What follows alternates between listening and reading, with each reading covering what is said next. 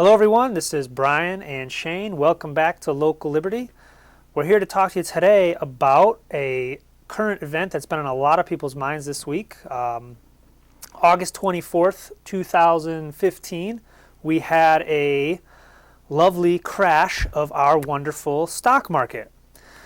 We have a little graphic on the screen for you to demonstrate the wondrous magic of this thing we call the market. So magical. And basically, I love this graphic here because, nothing hits a point home like sarcasm and ridicule. It's a great graphic. And what we have is, this is the S&P 500 going back 20 years. And we've got this lovely little roller coaster. And from 1995 to 2001, what do you have? Expert after expert after expert saying, bull, bull, bull, endless growth. Put in your money, put in your money. Here comes 2001. Oh, we don't know what happened. Crash, boom, bang.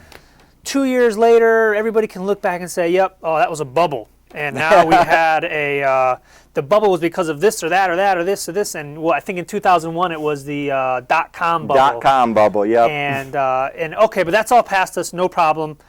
We've learned our lesson. Right. We had and we learned our lesson. It looks like over the span of about a year, maybe from 2001 to bottoming out in 2003, and then we're marching back up. It's a happy-go-lucky world again, and we're marching and we're marching and we're marching, all the way up to about 2006. Things started getting a little shaky. 2007, we have the real estate bubble, which then burst, which shortly thereafter leads to the financial crisis, and we have a big old crash, 2008 time frame.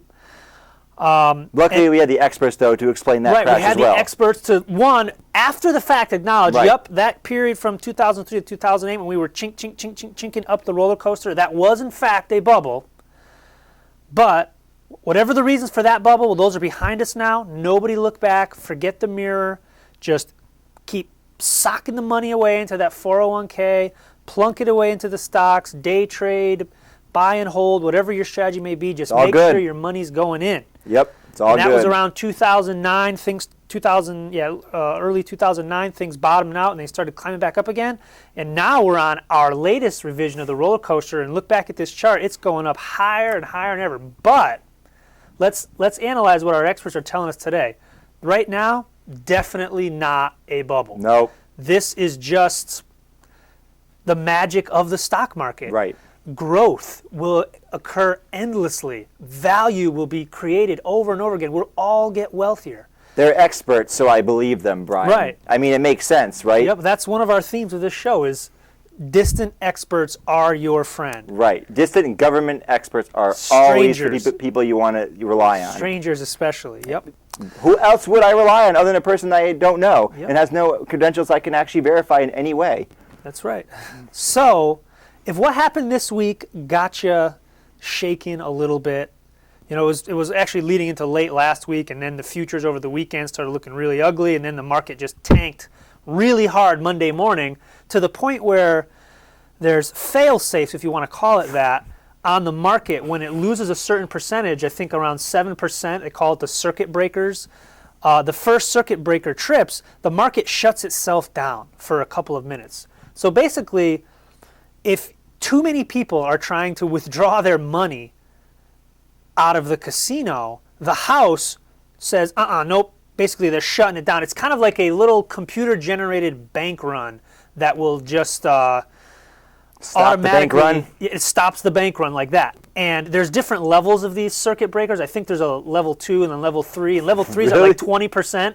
And it only shut the level 1 only shut it down for a few minutes. A few minutes. But it's enough to, I want to say maybe more than a few minutes, maybe an hour or something. But it's enough to calm people, I don't know if that's the right word. It's enough to wrangle some control from the people at the top. But I think at the 20% mark, then it shuts down for the day, and there's no more trading for that day.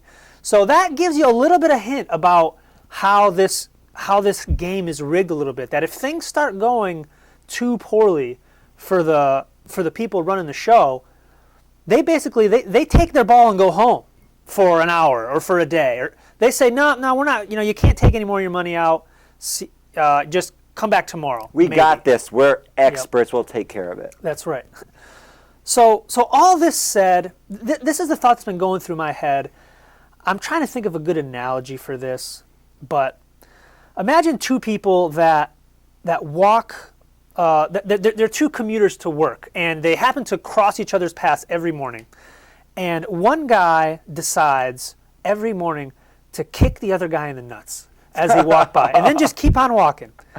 Ow. At some point, the guy that's getting kicked, you would think he's going to change his behavior. He's going to do something differently. He's going to walk to the other side of the street. Sidestep. Yep. He's going to anticipate some problems. He's going to defend himself. He's going to call the police. He's going to do something rather than just keep walking down the same path every single day, regardless of how bad things get. So this is what's going through my head right now. You look back at the history, you look back at the media reports, the media unreports, and basically, how many times do we go through this before people say, you know what, this casino is not really where I want to gamble. I mean, you can go down to Mohegan or Foxwoods, and at least there's some attractive women will give you a drink. This casino basically is just one gigantic rigged game where you're not going to win. But you keep playing. So many people keep playing, and not only they keep playing, they want to keep playing. It's kind of the Tonstoffel effect. Everybody's in there after that for a free lunch. What was the market lost like 10% over the last week or 2 weeks in the U.S. or the New York Stock Exchange. I forget which market, but it was a $24 trillion valuation, lost 10%. So $2.4 trillion of value somehow disappeared. Forget the mind-boggling scale of that, but what does that actually mean? When you say $2.4 trillion of value just evaporated, well, did any factories evaporate? Did any roads disintegrate? Did any trucks just disappear? Like, what change in our economy, in our real wealth, our actual tangible wealth, that's all of a sudden worth $2.4 trillion less?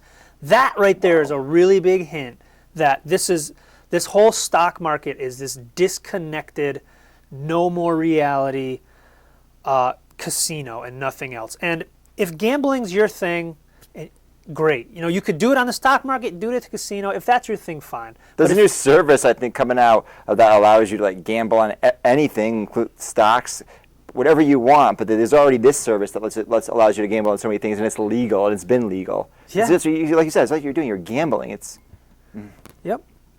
So we'll save it for another segment, but there's some, the Austrian School of Economics has what I believe some very accurate models and explanations for why this thing happens, why this roller coaster goes up and down, and why do a million entrepreneurs all of a sudden somehow manage to line up all their bad mistakes at once.